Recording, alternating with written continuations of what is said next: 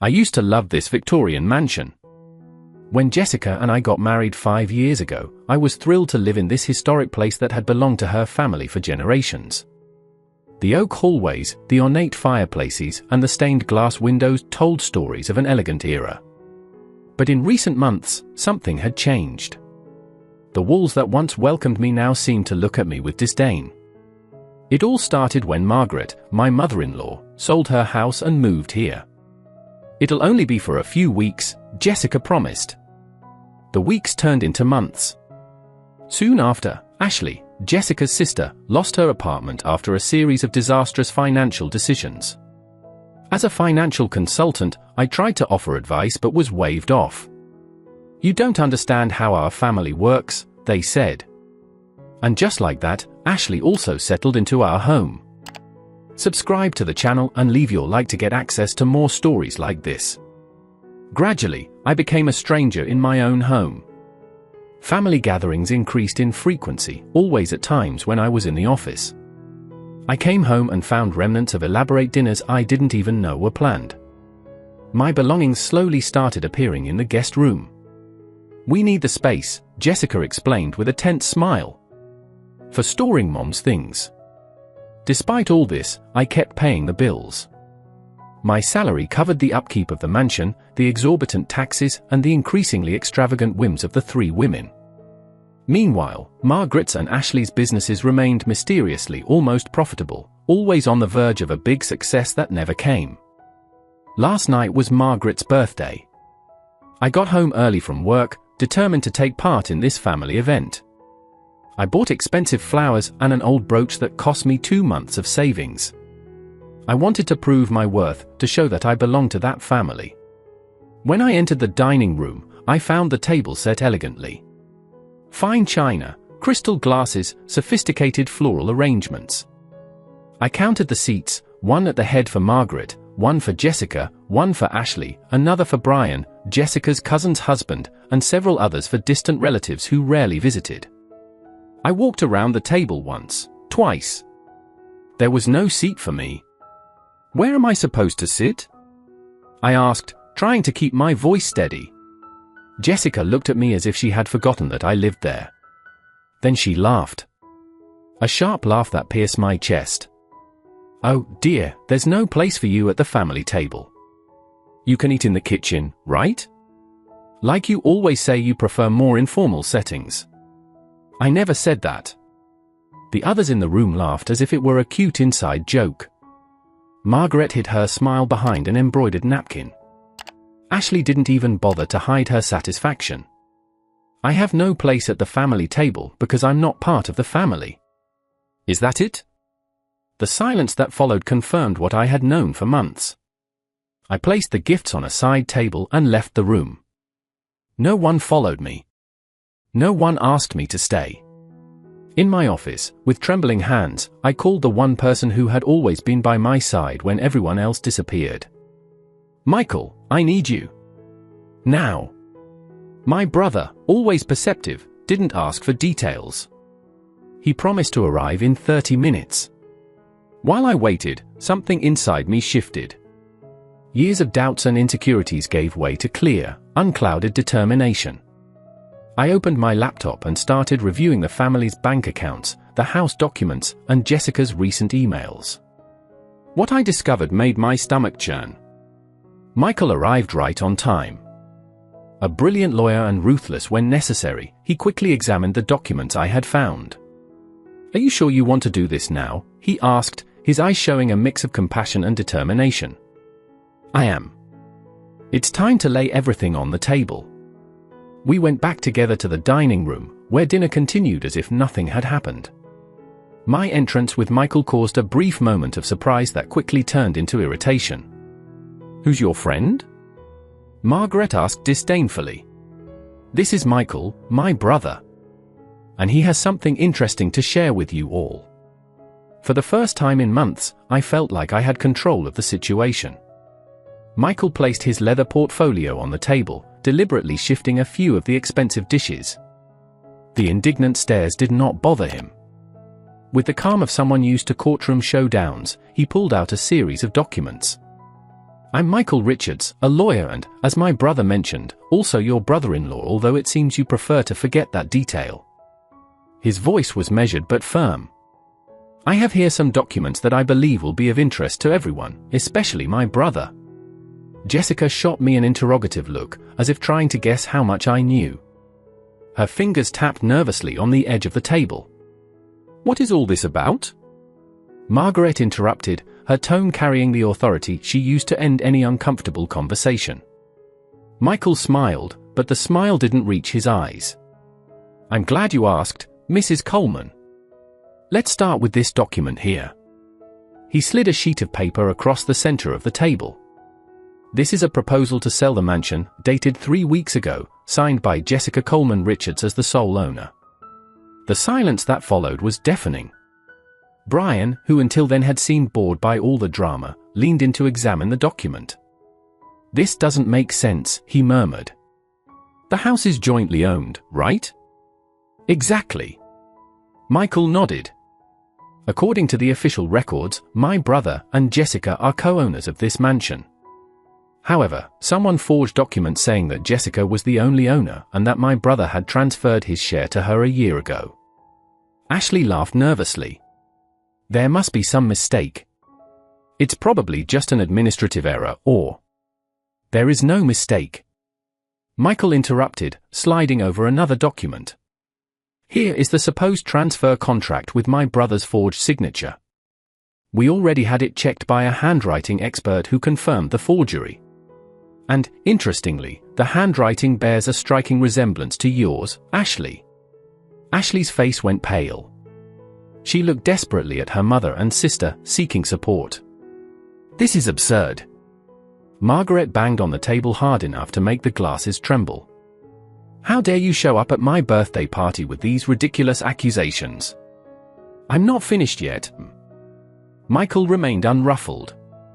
"We also discovered 3 bank accounts opened last month at an offshore bank. Accounts linked to Jessica, but also with power of attorney for you and Ashley. The interesting part is that these accounts received substantial transfers from my brother's and Jessica's joint accounts over the past few weeks. I looked at Jessica, hoping to see guilt, remorse, something that showed that the woman I married still existed behind that facade. Instead, I saw only cold calculation in her eyes as she weighed the losses and planned her next move. And there's more." Michael continued, relentless. "The sale proposal names Brian Thompson as the real estate agent who would handle the transaction, earning a substantial commission of 8%, well above market rates." Brian abruptly stood up, knocking his chair over. "What? I never? I had nothing to do with this." He turned to Jessica, his face red with anger. "You used my name and my license without my permission." Jessica put on her best look of innocence. "Brian, dear, it was just a temporary formality. We were going to tell you everything and split the commission. It was meant to be a surprise." "A surprise?" Brian practically shouted. "This is fraud. You could have ruined my career." He turned to his wife, Jessica's cousin. "Let's get out of here. Now." The couple left quickly, ignoring Margaret's pleas for them to stay. Other guests started murmuring among themselves, uncomfortable with what was unfolding. "You planned all this, didn't you?" I finally found my voice. "Gradually excluding me, selling the house without my knowledge, emptying our accounts and disappearing." "Don't be dramatic." Jessica tried to sound indifferent, but the tremor in her voice betrayed her. "We were just reorganizing our investments. Of course you would eventually be included." Michael let out a dry laugh. "The emails between you 3 suggest otherwise. Especially that one from last Wednesday where you, Jessica, explicitly wrote, 'Once the transfer is complete and the sale finalized, we can get rid of him once and for all.'" A distant cousin of Jessica gasped audibly and whispered something to her husband. Both got up discreetly and left the room, followed by other relatives who clearly did not want to be part of this shameful scene. Margaret, realizing that things were slipping out of control, tried a different approach. "Dear, obviously there has been a terrible misunderstanding. We can talk about this like civilized adults, without lawyers and accusations. The time for talking is over, Margaret.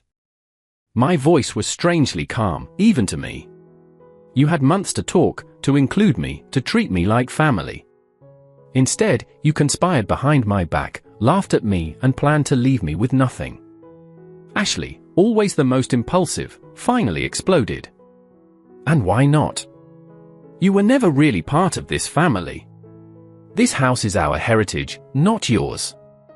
You're nothing more than an intruder that Jessica brought home. Ashley. Margaret scolded her, but the damage was already done. I felt a strange sense of relief as I heard those words. Finally, the raw truth I had always suspected was revealed. Enough. I pulled an envelope from the inside pocket of my jacket and placed it in front of Jessica. Here are the divorce papers, already prepared. Michael took care of everything. Jessica opened the envelope with trembling fingers, her face shifting between shock and fury as she read. You can't do this, she shouted, tossing the papers in my direction. Half of this house is mine. You can't just kick me out. I'm not kicking anyone out. I kept my voice calm. In fact, you three can keep living here as long as you want. But not with my money. Michael explained in precise detail, all the fraudulent transfers have been reversed. The joint accounts have been frozen pending a court resolution. The false property transfer has been annulled and the attempted sale blocked by court order. And, by the way, we have already filed a formal complaint for attempted fraud against all three of you. Margaret, always so imposing, seemed to shrink in her chair. You will ruin this family's reputation. You did this on your own. I replied, feeling a strength I hadn't known I had.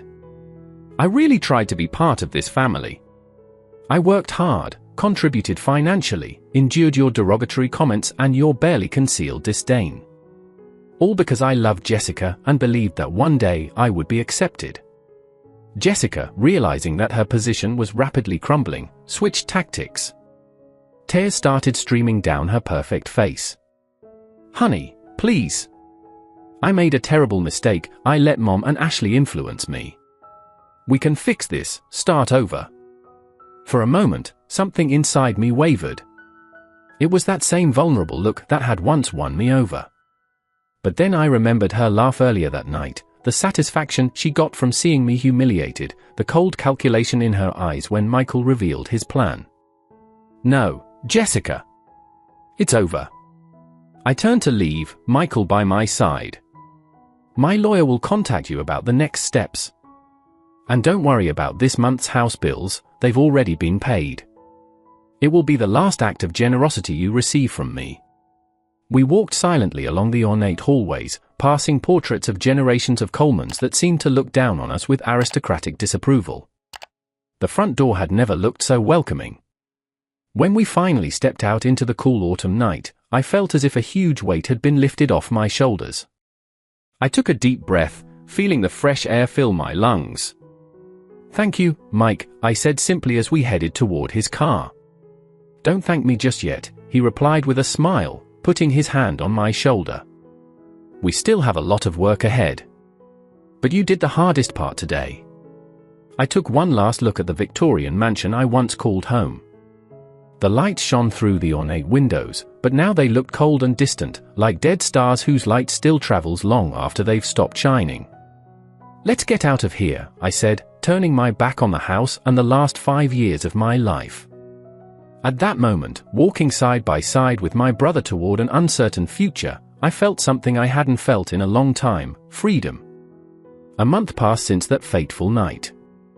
I temporarily moved into Michael's penthouse apartment downtown, with a view of the river and the city skyline. The contrast with the suffocating atmosphere of the Victorian mansion couldn't have been greater. Here, the air felt lighter and the mornings brighter. News of the Coleman scandal spread quickly among the social circles that Jessica and Margaret valued so much. Not on my account, I kept everything totally discreet, but Brian, furious that his name and professional reputation were tarnished, didn't hold back.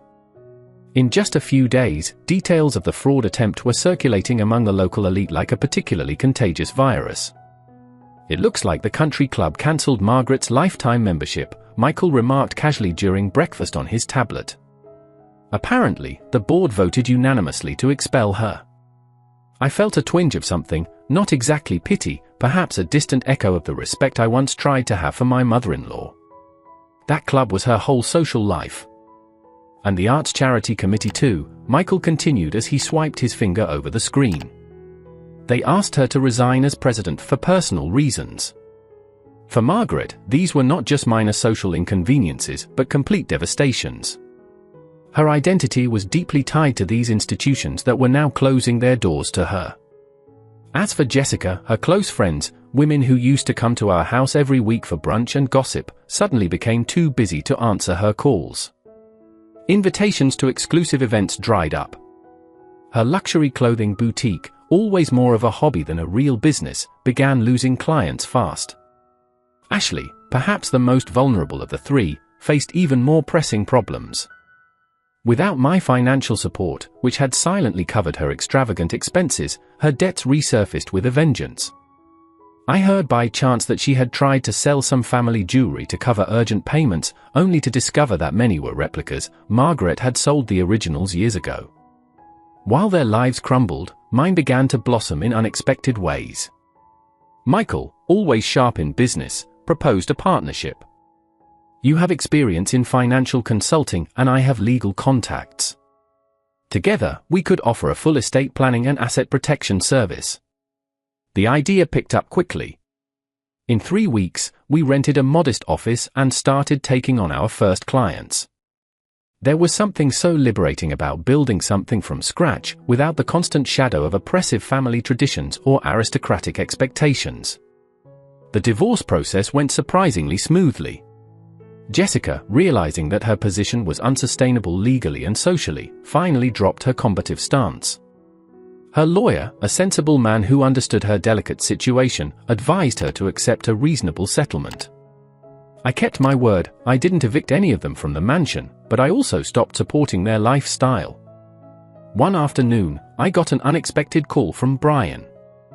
Initially hesitant, he just wanted to be sure I didn't think of him as part of the conspiracy. "I never thought that," I assured him. "It's clear that you were used just as much as I was." He sighed in relief. "Thank you. I needed to hear that." After a pause, he continued, "They're selling the furniture, you know. The antiques, the family heirlooms. Margaret says it's to simplify, but the truth is they can't even keep up with the basic bills." I didn't reply immediately, just processing the information. "I'm not telling you this to make you feel sorry for me," Brian quickly clarified. "I just thought you should know. That house, it's starting to look like a ghost of itself." After hanging up, I stood there, looking out at the city. I didn't feel satisfaction over their suffering, just a strange sense of closure. As if a turbulent chapter had finally ended, allowing a new story to begin. Autumn gave way to winter, and winter yielded to spring. Our business flourished beyond our initial expectations. Michael, with his impeccable networking, brought in influential clients, while my financial management experience delivered solid results. For the first time in years, I felt genuine pride in my work, not just for the money it made, but for its positive impact. I began to rebuild my social life too, surprised at how much I had isolated myself during my marriage. Old college friends, former colleagues, even distant cousins I had lost touch with, all seemed genuinely happy to welcome me back. Casual dinners replaced tense meals at the mansion. Genuine laughter took the place of veiled sarcasm. At one of these social gatherings, I met Elena, an interior designer with expressive eyes and a sharp sense of humor. Our connection was immediate, but I took things slowly, aware of the wounds that still needed healing. "I'm in no hurry," she told me on our second date, her fingers entwined with mine as we strolled through the park. "Some things deserve time." Almost a year after that night of revelations, I drove through the old neighborhood on purpose as a detour on my way to a business meeting. Curiosity finally won over my determination to leave the past behind. The Victorian mansion, once imposing in its classic elegance, now showed unmistakable signs of neglect. The exterior paint was peeling in several places. The garden, once carefully maintained by professional gardeners, was wild and overgrown. The ornate fences that Margaret once cherished were broken in some areas and crudely patched in others. I slowed down and noticed a discreet for sale sign near the main gate. It wasn't from the luxury real estate agency that usually handled properties in that exclusive neighborhood. It was from a smaller agency known for dealing with troubled properties or quick sales. I parked for a moment, taking in the scene. In those walls, I had experienced some of the happiest and most painful moments of my life. I had once dreamed of building a family there, only to realize I was nothing more than a tolerated intruder. My phone rang, breaking my nostalgic reverie. It was Michael. "Where are you?" "The client arrives in 15 minutes. "I'm on my way," I replied, restarting the engine. "I just took a little detour." "By the old house?" Michael asked, his perceptiveness never ceasing to surprise me. "Yes." "And how did it make you feel?" I thought for a moment as I sped away from the mansion. Like I was looking at someone else's life. "That's good," he said. "It means you've really moved on." As I drove toward downtown, where our office occupied the entire 10th floor of a modern building, I realized Michael was right. That house, that life, those people, everything belonged to a distant past, almost like a movie I watched long ago whose details are already fading from memory. The contrast between then and now couldn't have been any starker. Jessica, Margaret, and Ashley had built their lives on appearances and social connections, treating people like disposable pieces in a game of status. When the illusion collapsed, nothing solid was left to support them. I parked in the reserved spot marked with a discreet sign, Richards & Richards Consultancy. A small smile crept onto my face. Of all the twists life could have taken, this was unexpectedly satisfying, not because the women who tried to destroy me fell, but because I had risen from the ashes of that toxic relationship. In the elevator, I adjusted my tie and checked the time. The client waiting for us was a successful businessman facing a complicated divorce. Michael had mentioned that he needed to protect his assets and ensure a smooth financial transition. I understood perfectly now, not just the technical aspects of the work, but also the emotional and psychological impact a separation can have. Before entering the meeting room, I paused to take in the panoramic view of the city through the corridor windows. Down below, people went about their daily routines, each carrying their own stories of triumphs and challenges. The Victorian mansion, now just a distant dot on the horizon of my life, had taught me valuable lessons about family, loyalty, and self-worth. Ironically, I owe a kind of gratitude to Margaret, Jessica, and Ashley, not for the love they never truly gave me, but for the harsh truths that forced me to face reality. "Are you ready?" Michael asked as he appeared in the corridor with a folder of documents. "More than ever," I replied, feeling the calm confidence of someone who had finally found his true place in the world. As we walked together into the meeting room, I reflected that sometimes you have to lose something you think you value, only to discover what really matters. The Victorian mansion was never my true home, just like Jessica, Margaret, and Ashley were never my true family. I discovered that my home wasn't a physical place with ornate walls and antique furniture. It was that feeling of inner peace, purpose, and genuine connection. And my family? They were right there with me, in the form of the brother who never hesitated to lend a hand when I needed it the most.